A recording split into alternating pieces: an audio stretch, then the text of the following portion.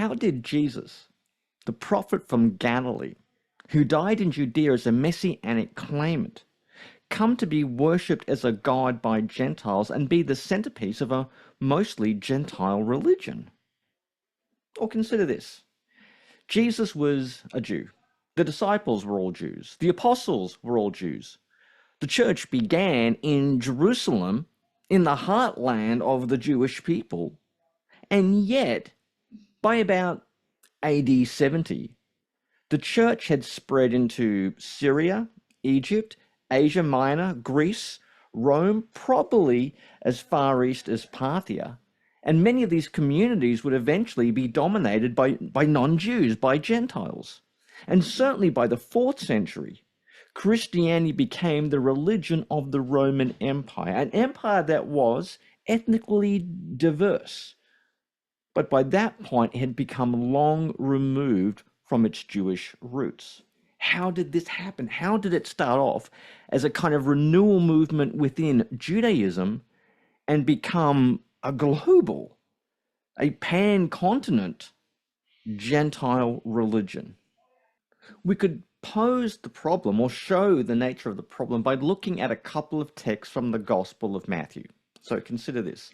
At one point, Jesus told his disciples, "Do not go among the Gentiles or enter any town of the Samaritans. Go rather to the lost sheep of Israel." Yet, at the end of the Gospel of Matthew, the risen Jesus instructed his disciples with the Great Commission, famous words, "Therefore, go and make disciples of all nations, baptizing them in the name of the Father and of the Son and of the Holy Spirit, and teaching them to obey everything I have commanded you. And surely I'm with you always to the very end of the age." How do you get from A, Jesus clearly and deliberately restricting his mission to the land of Israel, to B, go and preach the gospel to all the nations? How do you get from A to B? Well, there are several theories as to how Christianity transitioned from a Jewish movement into a Gentile religion. Maybe Christianity was the evolution of a messianic sect into a more inclusive form of Judaism, capable of capturing the hearts and minds of non-Jews once its religious principles were translated into the idioms of the Greco-Roman tradition. Maybe the first generation of Jewish Christians had a chapter that was very enthusiastic about Gentile conversion to Judaism, and they developed a non-intrusive mechanism to facilitate conversion by replacing, circumcision with faith. Maybe the first generation of believers responded to the failure of Jesus to return as quickly as they thought by compensating for their disappointment by encouraging itinerant religious entrepreneurs like Paul and others to go out and establish groups of Gentile adherents far and wide. I mean, those are some of the things scholars discuss, but none of them really have anything to do with Jesus.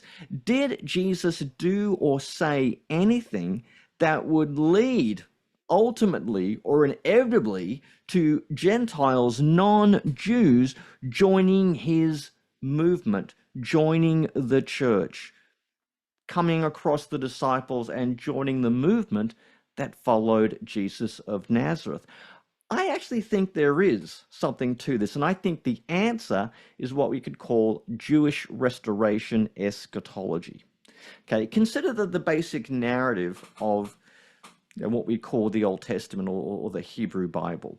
You've got God creating the world falling into evil through Adam or through the advent of evil angels. There's different tellings of the story. But you've got this chosen people, that the children of Abraham, the various descendants of Jacob and his 12 sons, and they're rescued from slavery in Egypt. And they go into the land of Canaan as their inheritance. And they're to be in Canaan what Adam and Eve were in the Garden of Eden, priests and kings. They're meant to be, a kingdom of priests, or the language of Isaiah, a light to the nations. And the word of the Lord is meant to go forth from Jerusalem. But it goes amiss. It goes awry for a number of reasons. Sometimes it's because Instead of being a light to the nations, Israel becomes like the other nations around them. That's one reason. You've got this cycle of sin, idolatry, good kings and bad kings, the division of Israel into the northern and southern kingdoms, and then you've got the Assyrians come in and take the 10 northern tribes into exile. Then you've got the Babylonians, and then there is eventually this return from the Babylonian exile, but then you've got the Persians, you've got the Greeks, you've got the Romans. One pagan kingdom after another seems to be oppressing God's people. But along the way, you have the prophets speaking words to the effect that exile, national death is not going to be the end of the story for the Israelites, for the Jewish people. God makes a series of promises through the prophets that there's going to be a new David, there's going to be a new covenant, there's going to be a new temple, an end of exile, a new exodus. All those dispersed tribes are going to return to Jerusalem. There's going to be great agricultural blessings. The nations will even return with the Jews to Jerusalem and start worshiping God as well.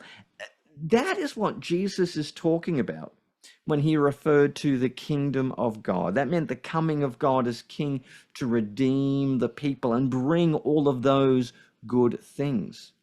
But what you've got to remember is that the sequel to Jewish restoration was something like Gentile pacification or subjugation or even conversion or even just maybe worshipping the God of Israel. When the Jewish people experience this great act of restoration, when there's a new king, a new temple, a new covenant, when all the exiles return, the Gentiles are going to come with them with gifts and offerings to the temple. They're going to say, let us worship your God with you. So the restoration of Israel is going to have a consequence, is going to have a flow-on effect for the various nations. Now, this was really reiterated to me when I read a little book, a lecture, in fact, by T.W. Manson called Only to the House of Israel, where he looks at this. How do you go from Jesus, who ministered exclusively to the Jewish people, to it becoming like a Gentile religion eventually? How do you get from Jesus to Paul to, the church? And what Manson notes is that these prophetic hopes for restoration always had a sequel that involved the nations. The nations would come and worship the God of Israel, gifts and offerings for the temple. They would escort the Jews back to Judea, which leads to Manson's helpful saying, which is worth remembering. A transformed Israel will transform the world. Now, if you read parts of Isaiah, Zechariah, and Micah, and other Jewish literature as well, that point really is made. Because when God finally brings his promises to Israel for restoration, rescue, deliverance, and the different ways it was understood and unpacked in the ancient world, there is always some consequent for the nations. Now, sometimes they're subjugated, they're defeated, they're destroyed, but other times they come to the mountain of the Lord. Other times they convert. Other times they bring gifts and offerings, or they venerate the God of Israel. I mean, to give you one example from the intertestamental period, from the book of Tobit, which you'll find in your Apocrypha, there's a very famous story about what happens to one particular Jew, and there you get a little bit of a narrative that provides a summary of this restoration eschatology and the significance it has for the nations. At one point in Tobit, we read this: but God will again have mercy on them. That's for Israel. And God will bring them back into the land of Israel, and they will rebuild the temple, but not like the first one, until the appointed time is completed. After this, they will return from their exile and will rebuild Jerusalem in splendor. And in it, the temple of God will be rebuilt, just as the prophets of Israel have said concerning it. Then all the nations in the whole world will all be converted and will truly fear God. They will abandon all their idols, who deceitfully have led them into their error. And in righteousness, they will praise the eternal God. Now, note, this explains the basic storyline as we see it in the Gospel of Matthew. I mean, how do you get from Matthew 10, Don't go to the Samaritans, to the Gentiles, go just to the lost sheep of the house of Israel. How do you go from that to the Great Commission about preaching the gospel to all nations? Well, the answer is you get there via Jewish restoration eschatology. A transformed Israel will transform the world. And I would say there's even more justification for that if you look at another episode in the Gospel of Matthew, in Matthew chapter 8, where Jesus encounters a centurion who seems to have great faith because he knows Jesus has authority, to heal his son. I mean, he said that I'm not even worthy to have you come and under my roof, but just say the word, and I know my servant will be healed. And Jesus says to him, truly, I tell you, I have not found anyone in Israel with such great faith. I say to you, many will come from the east and the west and will take their places at the feast with Abraham and Isaac and Jacob in the kingdom of heaven. Now that language, many coming from the east and the west, that is clearly part of the end of exile hope, that people will come from the east and the west and they will return to Jerusalem for the reconstitution of the Jewish tribal league. But the same language also gets used to describe Gentiles coming to Israel to worship God. That's what you find in the book of Baruch, also in the Apocrypha. It's what you find in Isaiah. Do a search on East and West language. That's the way it gets used in a lot of prophetic hopes. So the faith of this centurion is important because he's a foretaste of the inclusion of the Gentiles in the restoration of Israel. So how is it that we go from Jesus was a Jew, his disciples were all Jews, the early church was thoroughly Jewish, and yet it eventually became a Gentile religion? Yes, there's all sorts of theories about the sociology of religion and other factors, and we can't completely discount them. But I think the main reason to explain how you go from a Jewish church to a Gentile majority church in the future is Jewish restoration eschatology. And I think we see elements of that in the very teaching of Jesus. And I think that is what was really driving the early church. The proof of that is not just the Gospel of Matthew, but also if you look at the book of Romans.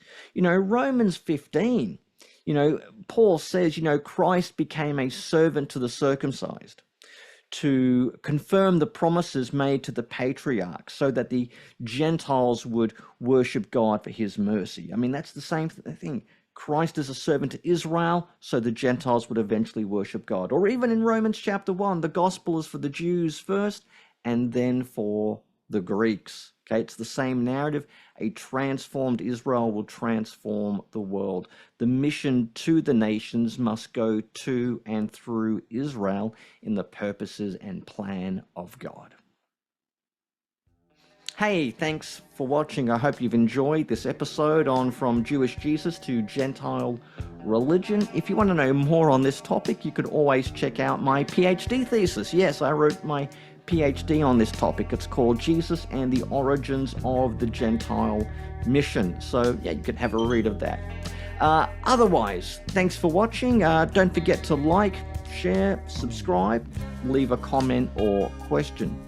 I've got some more videos coming out. I'm hoping to do one on the Maranatha prayer of 1 Corinthians 16, and I'm hoping to do some programs as well on the Council of Nicaea, with next year being a big anniversary of the Council of Nicaea and the Nicene Creed in 2025. So all of that and more to come.